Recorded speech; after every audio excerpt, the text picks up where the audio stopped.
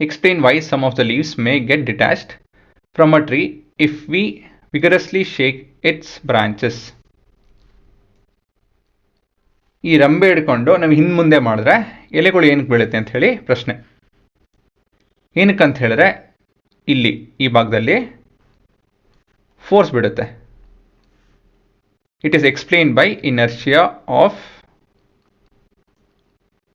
Rest ಮತ್ತು inertia of motion. ಏನು ಹೇಳ್ತೀವೋ ಅಂತ ಹೇಳಿದ್ರೆ ಸುಮ್ಮನೆ ಹಿಂಗಿತ್ತು ಅಂತ ಹೇಳಿದ್ರೆ ನಾವು ಈ ರಂಬೆ ಹಿಡ್ಕೊಂಡು ಹಿಂದೆ ಮಾಡಿದಾಗ ಏನಾಗುತ್ತೆ, ಅದು ರೆಸ್ಟಲ್ಲಿ ಇಡೋಕ್ಕೆ ನೋಡುತ್ತೆ, ಆದರೆ ಈ ಪಾಯಿಂಟಿಂದ ಈ ಎಲೆ ಹಿಂದೆ ಹೋಗುತ್ತೆ ಅಲ್ವಾ ಅಂತ ಹೇಳಿದ್ರೆ ಅಲ್ಲಿ ಒಂದು ಒತ್ತಡ ಬೀಳ್ತಾ ಇದೆ. ಮತ್ತಿರ್ಗ ನಾವು ಅದು ಇವಾಗ ಹಿಂದೆ ಹೋಗ್ತಾಯಿದೆ ಅಂತ ತಿಳ್ಕೊಳ್ಳೋಣ, ಆಯಿತಾ. ಮತ್ತು ನಾವೇನು ಮಾಡ್ತೀವಿ, ಮುಂದೆ ಮಾಡ್ತೀವಿ, ರಂಬೆನ ಮುಂದೆ ಮಾಡ್ತೀವಿ. ಅವಾಗ ಏನಾಗುತ್ತೆ, ತಿರ್ಗಾ ಈ ಎಲೆ ಮುಂದೆ ಹೋಗಬೇಕು. ಹೇಗೆ ಹೋಗಕ್ಕೆ ಸಾಧ್ಯ? ಮತ್ತು ಈ ಪಾಯಿಂಟ್ ಮೇಲೆ ಫೋರ್ಸ್ ಬೀಳಬೇಕು, ಒತ್ತಡ ಬೀಳಬೇಕು, ಆವಾಗೇನೆ ಇದು ಮುಂದೆ ಹೋಗಕ್ಕೆ ಸಾಧ್ಯ.